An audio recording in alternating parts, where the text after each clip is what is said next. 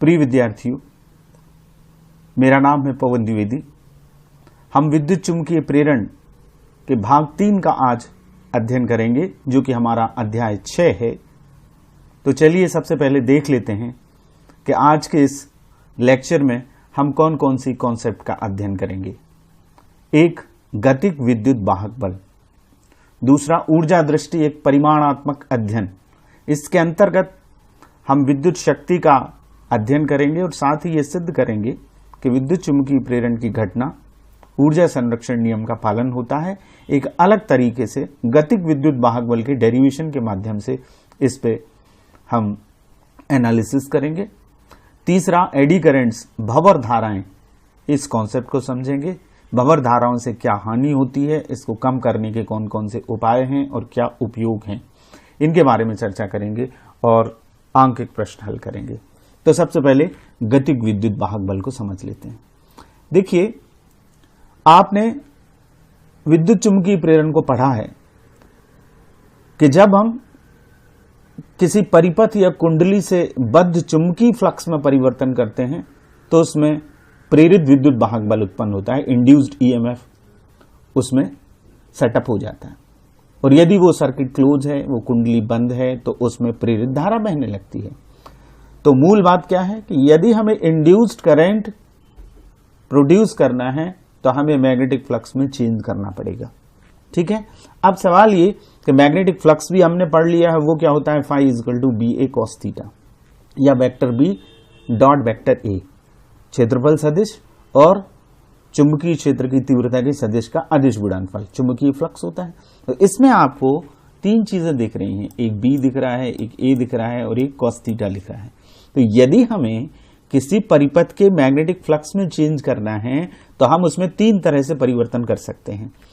इस फाई को चेंज करने के लिए हम क्या कर सकते हैं, या तो हम इंटेंसिटी को चेंज करें, चुंबकीय क्षेत्र की तीव्रता बी में परिवर्तन करें, या हम क्षेत्रफल में परिवर्तन कर सकते हैं। क्षेत्रफल में परिवर्तन करेंगे तो हमारा फ्लक्स चेंज हो जाएगा। और तीसरा, हम कोण में परिवर्तन कर सकते हैं, थीटा में परिवर्तन करें। ये सारी कॉन्सेप्ट आगे आएंगी। आप जब प्रत्यावर्ती धारा जनित्र पढ़ेंगे तो उसमें हम एंगल में परिवर्तन करके फ्लक्स को चेंज करते हैं। तो किसी चालक को चुंबकीय क्षेत्र में यदि हम गतिमान करते हैं, उसको मूव करते हैं, तो उस परिपथ द्वारा घिरे क्षेत्रफल में परिवर्तन किया जा सकता है, जिससे उस परिपथ से बद्ध लिंक्ड चुंबकीय फ्लक्स को बदला जा सकता है और उसमें प्रेरित विद्युत वाहक बल उत्पन्न होगा। यानी हमें क्या करना है, क्षेत्रफल में परिवर्तन करना है। वो हम चालक को मूव करके उसके द्वारा घेरे गए एरिया को के क्षेत्रफल एरिया को बदल सकते हैं, जिससे विद्युत वाहक बल उत्पन्न होगा। और यदि हम मूव कर रहे हैं किसी चालक को और प्रोड्यूस हो रहा है प्रेरित विद्युत वाहक बल, तो वही विद्युत वाहक बल क्या कहलाता है, गतिक विद्युत वाहक बल।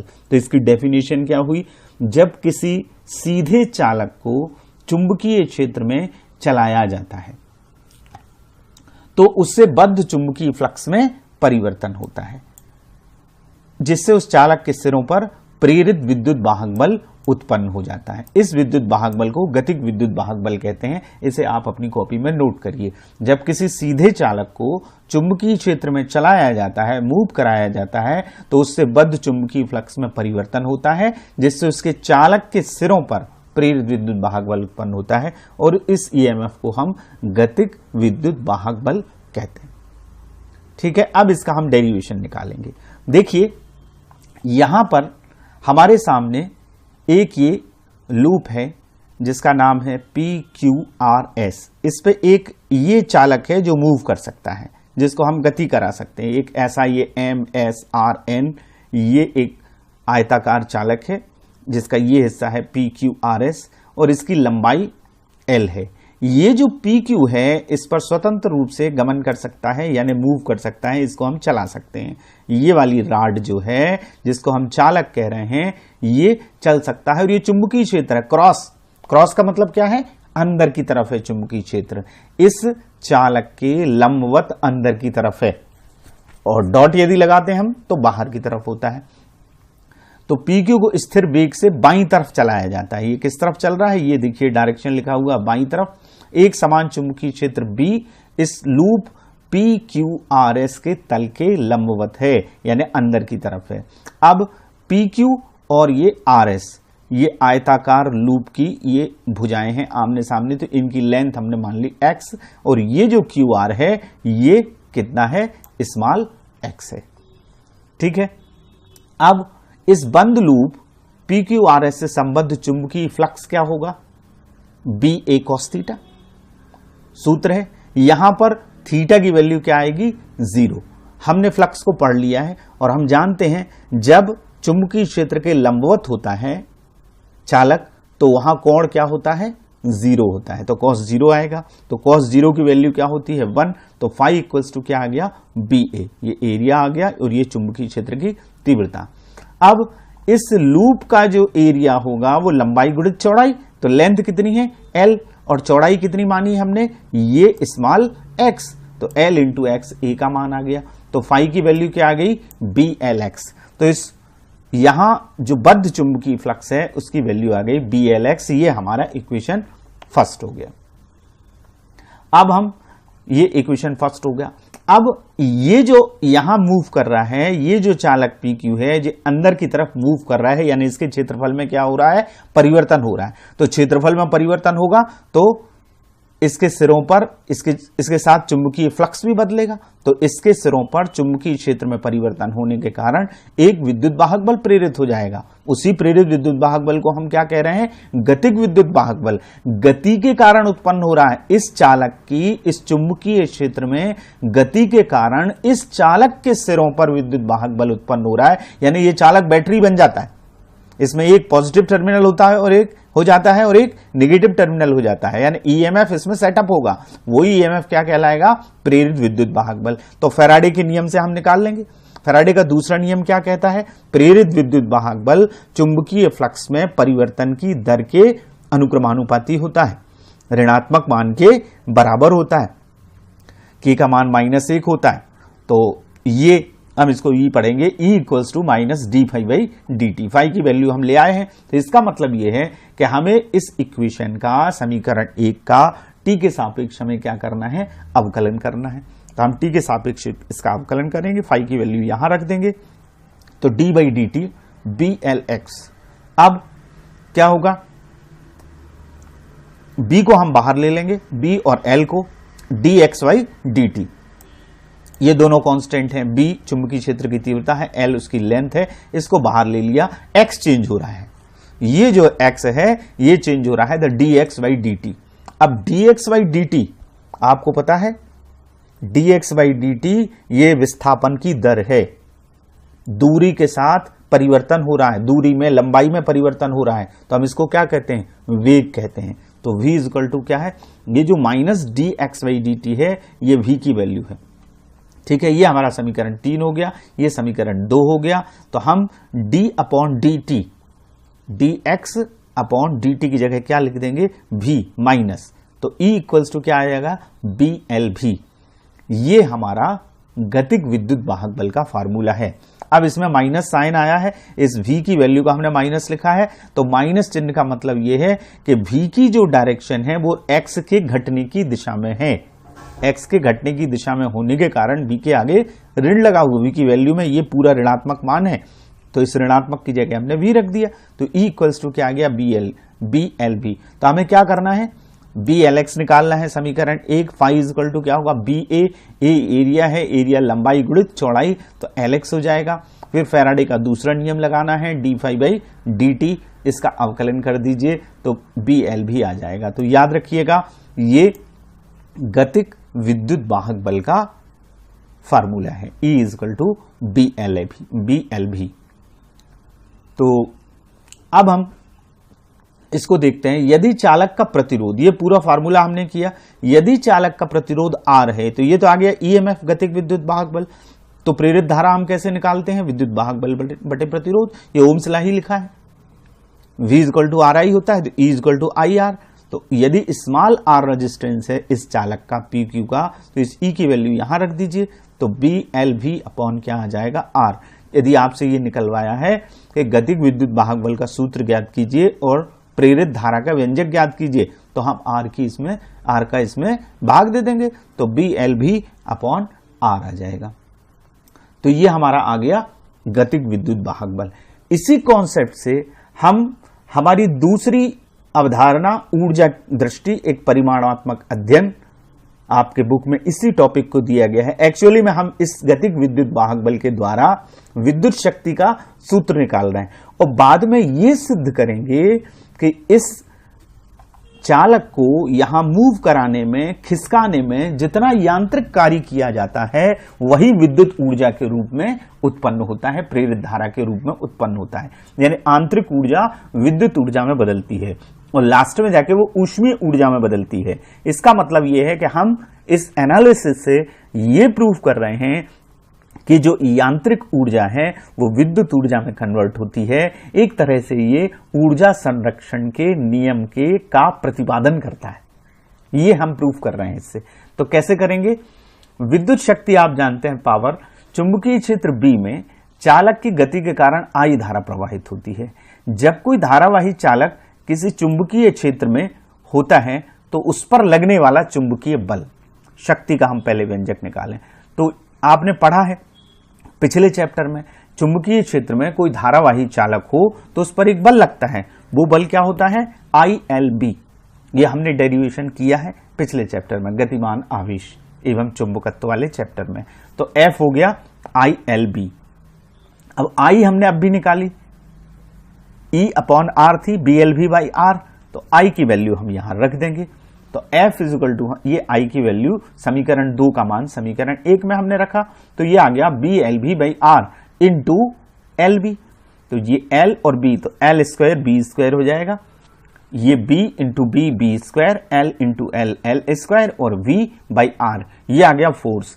आपने 11th में पढ़ा है कि शक्ति बराबर बल गुणित वेग होता है।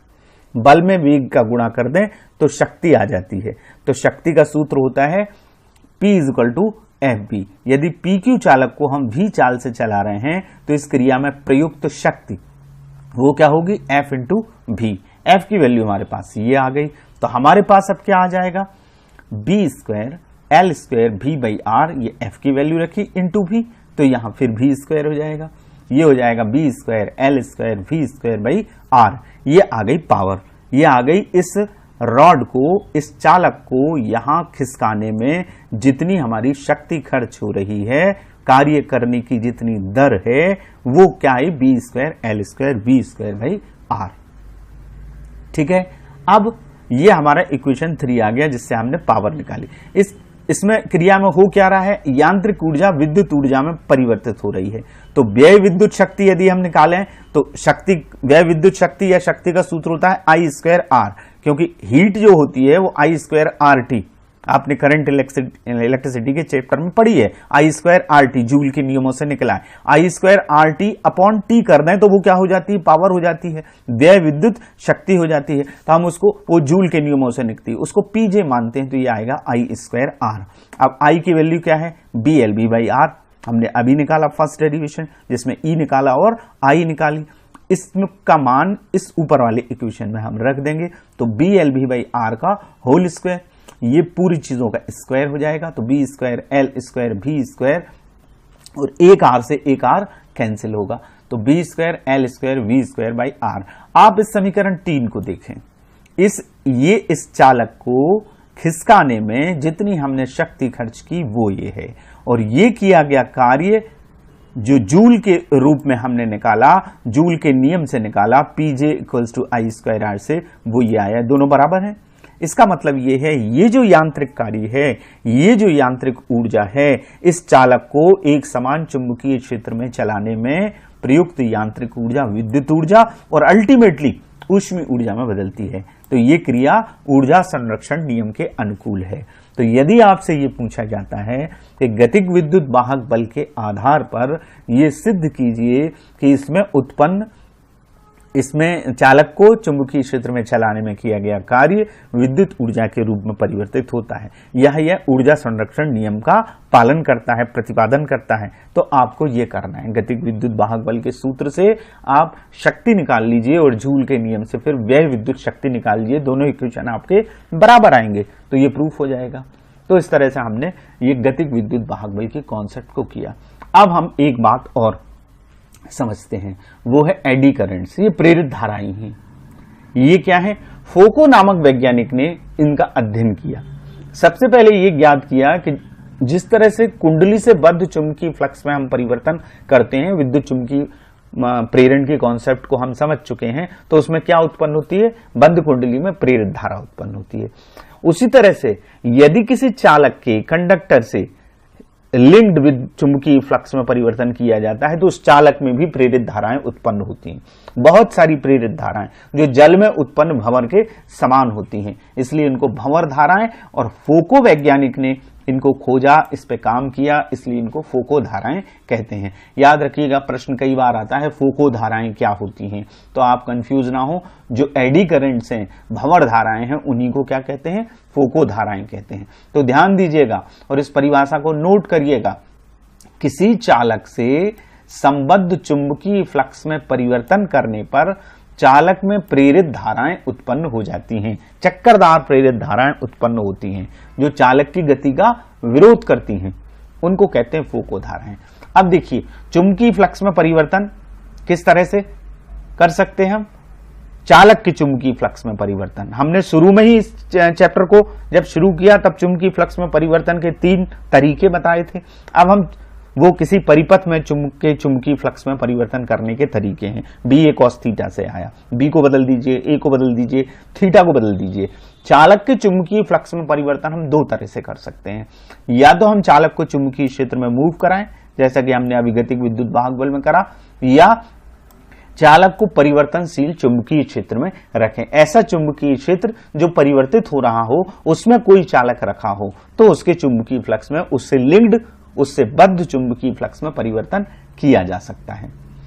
तो जब चालक के चुंबकीय फ्लक्स में परिवर्तन होता है तो ये प्रेरित धाराएं जो होती हैं, जैसे पानी में जो भंवर उत्पन्न होता है, आप यदि एक तालाब के पानी में, नदी के पानी में, शांत जल में जब आप एक पत्थर डालते हैं तो आपको रिंग बनते देखे होंगे आपने, रिंग बनते हैं, ऐसे सर्किल बनते हैं। तो इसी तरह से जो भंवर उत्पन्न होता है, वो चक्कर जो बनता है, उस तरह से भंवर धाराएं उत्पन्न होती हैं। ऊष्मा इससे बहुत ज्यादा उत्पन्न होती है, और ये लेंज का नियम ये कहता है, ये उस कारण का विरोध करती हैं जिससे ये उत्पन्न होती हैं। ये चालक की गति से उत्पन्न होती हैं, इसलिए चालक की गति का विरोध करती हैं। यदि परिवर्तनशील चुंबकीय क्षेत्र से उत्पन्न होती हैं तो उस परिवर्तनशील चुंबकीय क्षेत्र का विरोध करती हैं। तो ये होती हैं भंवर धाराएं।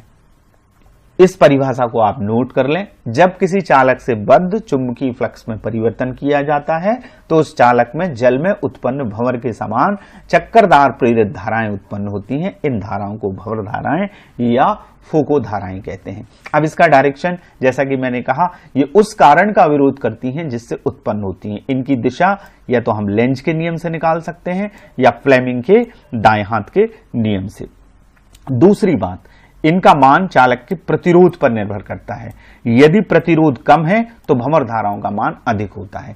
तो भंवर धाराओं से चूंकि ऊष्मा उत्पन्न होती है तो ऊर्जा का बहुत सारा हिस्सा ऊष्मीय ऊर्जा के रूप में खर्च होने लगता है। तो हम कम कैसे कर सकते हैं? भंवर धाराओं को खत्म नहीं किया जा सकता, लेकिन कम किया जा सकता है। तो कम करना है तो क्या करना है? प्रतिरोध को बढ़ाना है। हम परिपथ के प्रतिरोध को बढ़ा देते हैं, जिससे भंवर धाराओं का मान क्या हो जाता है? कम हो जाता है। I = E/R होता है, तो R के मान को हम बढ़ा देंगे तो I का मान क्या हो जाएगा? कम हो जाएगा। अब भंवर धाराओं का एक एक्सपेरिमेंटल डिमॉन्स्ट्रेशन हम करते हैं कि कैसे चालक में भंवर धाराएं उत्पन्न होती हैं और वो गति का विरोध करती हैं। देखिए क्या है कि यदि एक तांबे की आयताकार प्लेट हो और ये एक विद्युत चुंबक हो जिसके 2 ध्रुव हैं N और S, उनके बीच में एक तांबे की प्लेट को स्वतंत्रता पूर्वक लटकाया जाता है और उसको दोलन कराया जाता है। जब यदि मैग्नेट नहीं है तो ये सामान्य रूप से दोलन करेगी प्लेट, और मान लीजिए ये 10 सेकंड में रुकती है, 15 सेकंड में रुकती है, तो 15 सेकंड में रुकेगी। लेकिन यदि मैग्नेट के बीच में इसको दोलन कराते हैं तो जो 15 सेकंड में रुक रही थी वो 5 सेकंड में रुकने लगती है। यानी जब धारा नहीं बहती तो प्लेट बहुत देर तक ये दोलन करती रहेगी, लेकिन जैसे ही इस विद्युत चुंबक में, इस मैग्नेट में या इसे चुंबकीय क्षेत्र में लाया जाता है तो इसके दोलन तुरंत रुक जाते हैं। इसके दोलन जल्दी रुक जाते हैं, समाप्त हो जाते हैं और ये प्लेट रुक जाती है। इसका कारण क्या है? इसका कारण यह है भंवर धाराओं का उत्पन्न होगा। जब इस विद्युत चुंबक में या इस मैग्नेट के बीच में इस तांबे की प्लेट को लाया जाता है तो इसके संबद्ध चुंबकीय फ्लक्स में क्या होता है, परिवर्तन होता है। चुंबकीय फ्लक्स में परिवर्तन होने के कारण इनमें भंवर धाराएं उत्पन्न होती हैं जो इस प्लेट की गति का विरोध करती हैं। ये उस कारण का विरोध करती हैं जिससे ये उत्पन्न होती हैं, इसलिए ये प्लेट जल्दी रुक जाती है, शीघ्र रुक जाती है। यदि मैग्नेट नहीं है तो इसको टाइम लगेगा रुकने में, लेकिन मैग्नेट के बीच में यदि आप दोलन करा रहे हैं तो ये जल्दी रुक जाएगी। इसको भंवर धाराओं का ये प्रायोगिक प्रदर्शन है और ये जो प्रभाव है इसको कहा जाता है डैम्पिंग इफेक्ट या अवमंदन प्रभाव। इसको क्या कहते हैं, अवमंदन प्रभाव कहते हैं। अब भंवर धाराओं से हानि क्या होती है, जैसा कि मैंने शुरू में ही बताया, भंवर धाराओं से ऊष्मा बहुत उत्पन्न होती है। जितने विद्युत उपकरण आपने देखे जैसे ट्रांसफार्मर है, जनरेटर है, डायनेमो है, इनमें क्या होता है, प्रेरण कुंडली के क्रोड, जो अंदर क्रोड होता है वो नर्म लोहे के बनाए जाते हैं, क्योंकि नर्म लोहे के जब इनमें एसी धारा माने आगे आप नेक्स्ट चैप्टर में पढ़ेंगे, अभी डीसी हमने पढ़ी थी, अब अल्टरनेटिंग पढ़ेंगे जिसका परिमाण और दिशा समय के साथ बदलती है। तो जब इनमें एसी धारा प्रवाहित होती है तो क्रोड के चुंबकीय फ्लक्स में लगातार परिवर्तन होता है। तो क्रोड होता है लोहे का, तो उसमें भंवर धाराएं, चुंबकीय फ्लक्स में परिवर्तन होने के कारण क्या होता है, भंवर धाराएं, क्योंकि धारा का मान, एसी करंट का मान अप और डाउन होता है। तो अप और डाउन होगा तो धारा के मान में जब परिवर्तन होगा तो मैग्नेटिक फ्लक्स क्या होगा, चेंज होगा। और जब भी मैग्नेटिक फ्लक्स चेंज होता है, जिस भी कंडीशन में चेंज होता है, प्रेरित धारा उत्पन्न होती है, तो भंवर धाराएं उत्पन्न होती हैं, जिससे ये क्रोड क्या होता है, ऊष्मा उत्पन्न होती है और क्रोड गर्म हो जाते हैं, जिससे विद्युत ऊर्जा का ऊष्मीय ऊर्जा के रूप में क्या होने लगता है, क्षय होने लगता है। इसीलिए क्रोड को पूरा एक सपाट टुकड़े का ना बना के पटलित क्रोड बनाया जाता है।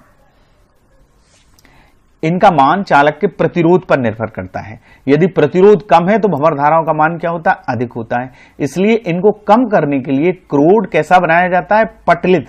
पटलित क्रोड का मतलब है इसको एक फ्लैट प्लेट की तरह नहीं लेते, बल्कि नर्म लोहे की पतली पतली पत्तियों के रूप में लेते हैं। और आपने देखा होगा ट्रांसफार्मर, छोटा छोटा ट्रांसफार्मर, किसी भी इलेक्ट्रिकल इंस्ट्रूमेंट में एक चौकोर ट्रांसफार्मर निकलता है, उसको कभी आपने खोल के देखा हो तो उसमें पतली पतली ई बना रहता है, ई आकार की पत्तियां निकलती हैं या एल आकार की पत्तियां निकलती हैं। तो पतली पत्तियों को एक के ऊपर एक रख देते हैं और उन्हें वार्निश की तह देकर उनको जमा दिया जाता है और चिपका दिया जाता है। इस क्रोड को क्या कहते हैं, पटलित क्रोड, लैमिनेटेड कोर। ऐसा करने से क्या कर रहे हैं हम, क्रोड के प्रतिरोध को बढ़ा रहे हैं। क्रोड का प्रतिरोध बढ़ता है जिससे भंवर धाराओं का मान क्या हो जाता है, कम हो जाता है। तो भंवर धाराओं से हानि क्या, विद्युत ऊर्जा का ऊष्मीय ऊर्जा के रूप में अपव्यय होता है।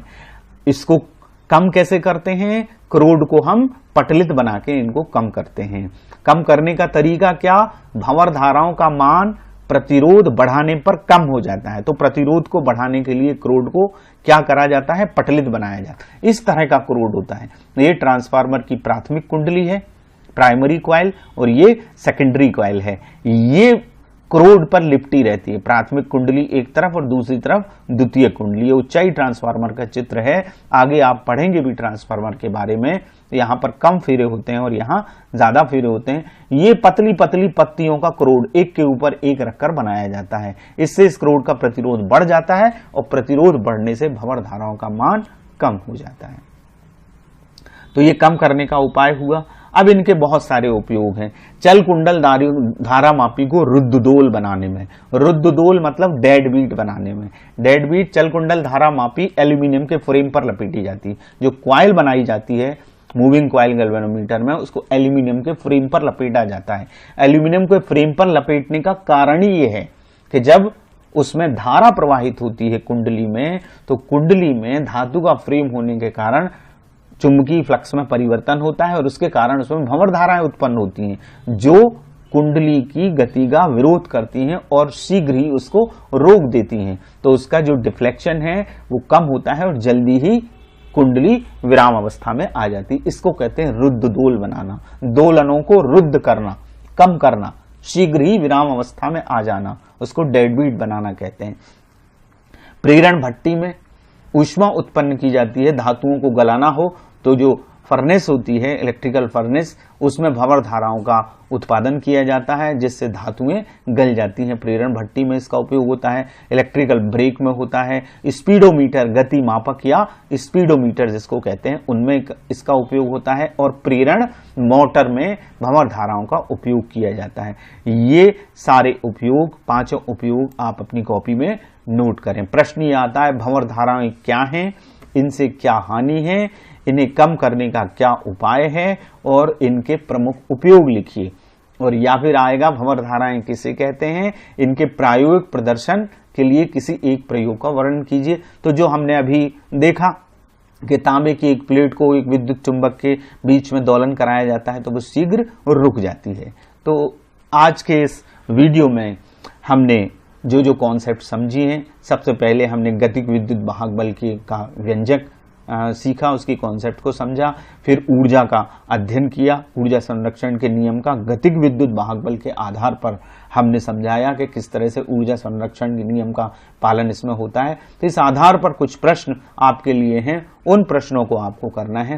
पहला, गतिक विद्युत वाहक बल किसे कहते हैं, इसका व्यंजक ज्ञात कीजिए।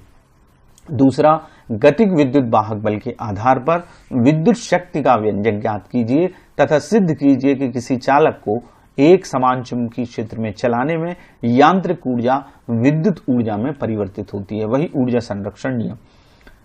अगला प्रश्न यह है कि भंवर धाराएं क्या हैं, इनसे क्या हानि है, इन्हें कैसे कम किया जाता है, इनके प्रमुख उपयोग लिखिए। और लास्ट क्वेश्चन है भंवर धाराओं के प्रायोगिक प्रदर्शन हेतु प्रयोग का वर्णन कीजिए। इन सारे प्रश्नों को आपको आज समझाया गया है, आप इनको अपनी कॉपी में नोट करें और समझें। बहुत बहुत धन्यवाद। Thank you very much.